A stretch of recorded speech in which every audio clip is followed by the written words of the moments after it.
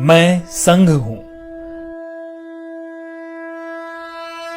आज मैंने 96 वर्ष का सफर तय कर लिया है और 97वें वर्ष में प्रवेश कर रहा हूं। वर्ष 2025 को मैं 100 वर्ष का हो जाऊंगा।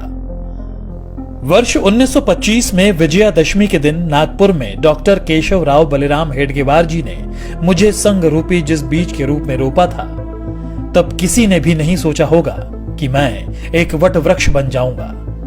आज इस वट वृक्ष की कई शाखाएं राष्ट्र निर्माण कार्य में लगी हुई हैं। संघ के प्रथम सरसंघचालक हेडगेवार जी ने अपने घर पर 17 लोगों के साथ गोष्ठी में मेरे गठन की योजना बनाई थी। इस बैठक में हेडगेवार जी के साथ विश्वनाथ केलकर, भावजी कावरे, अण्णा साहने, बालाजी हुद्दार, बापूराव भेदी आदि लोग मौजूद थे।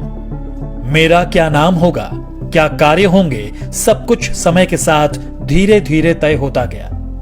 उस वक्त हिंदुओं को सिर्फ संगठित करने का विचार था। यहां तक कि संघ का नामकरण राष्ट्रीय स्वयं सेवक संघ भी 17 अप्रैल 1926 को तय हुआ। इसी दिन हेडगेवार जी को सर्वसम्मति से संघ प्रमुख चुना गया, लेकिन सरसंघचालक वे नवंबर 1929 में बनाए गए। मेरे नाम के अस्तित्व में आने से पहले 3 नामों पर विचार मंथन हुआ, जो थे राष्ट्रीय स्वयं सेवक संघ, जरीपटका मंडल और भारतोद्वारक मंडल, जिसके लिए बाकायदा वोटिंग भी हुई। नाम विचार के लिए बैठक में मौजूद 26 सदस्यों में से 20 सदस्यों ने राष्ट्रीय स्वयं सेवक संघ को अपना मत दिया, जिसके बाद मैं यानी आरएसएस अस्तित्व में आया। पिछले कई दशकों से लगातार देश के कोने कोने में संघ की शाखाएं लग रही हैं। हेडगेवार जी ने व्यायामशालाएं और अखाड़ों के माध्यम से संघ कार्य को आगे बढ़ाया था। स्वस्थ और अनुशासित स्वयं सेवक होना उनकी कल्पना में था। 96 वर्ष के सफर में आज मेरे 80 से ज्यादा समविचारी और अनुषांगिक संगठन हैं। दुनिया के करीब 40 देशों में मैं सक्रिय हूं। पर मेरा यह सफर इतना भी आसान नहीं था। कई ऐसे मौके आए जब मुझ पर आरोप प्रत्यारोप भी लगे और यहां तक प्रतिबंध भी लगा दिया गया। इस दौरान स्वयं सेवकों के साथ दुर्व्यवहार भी हुआ, लेकिन हम स्पष्ट थे क्योंकि हमारा लक्ष्य स्पष्ट था। हम सम और विषम परिस्थितियों में एक समान बढ़ते रहे क्योंकि लक्ष्य बड़ा था।